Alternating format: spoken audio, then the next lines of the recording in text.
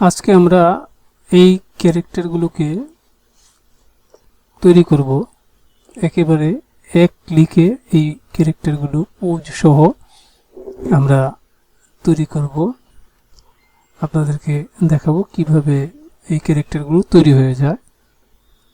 Just একটা click, one ক্লিকে এইরকম character, 3D character আপনারা তৈরি করে ফেলতে পারবেন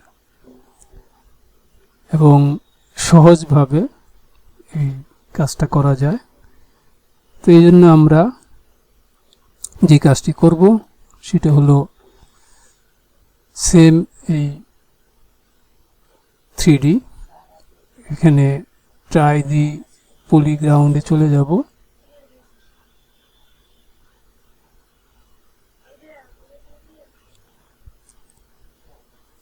এখানে আমরা ট্রাইতে ক্লিক করব এবং আমরা ক্রিয়েট 3D বডিজ এখানে ক্লিক করব। এখানে আমরা আপলোড করব। আমরা ছবির যে লোকেশনটা আমরা দেখে নিব, এইখানে আছে পেন ড্রাইভ ব্যাকআপ জিতে। তো আমরা এইখানে ইনপুটে আপলোডে যাব, এইখানে গিয়ে পেন ড্রাইভ ব্যাকআপ, এইখান থেকে আমরা এই যে ইমেজটাকে খুঁজে নেব। ইমেজটা আপলোড হয়ে গেল।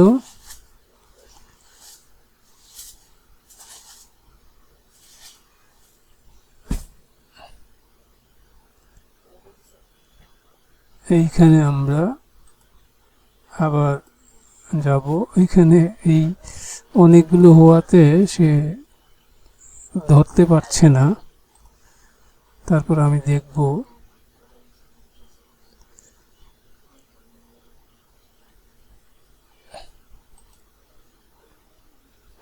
না, ওইখানে এইগুলো এই এতগুলো হওয়াতে সে ধরতে পারছে না। আমরা এই ক্যারেক্টারটাকেই দিব এবং এখানে ক্লিক করব।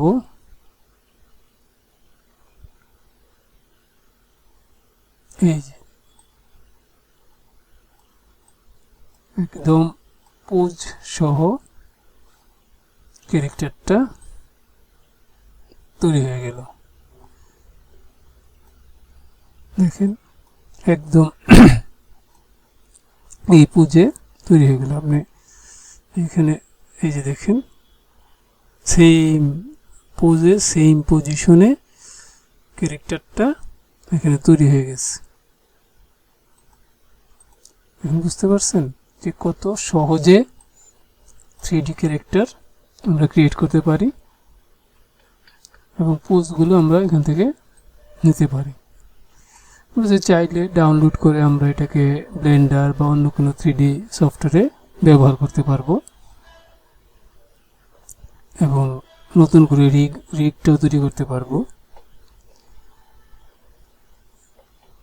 এইভাবে আমরা কিন্তু তৈরি করতে পারি। আমরা আবার ব্যাকে চলে আসি।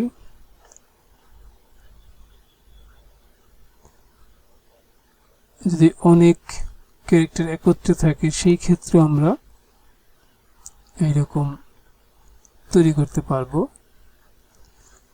তো এই হলো মোটামুটি এই সেম 3D দিয়ে আপনি সহজে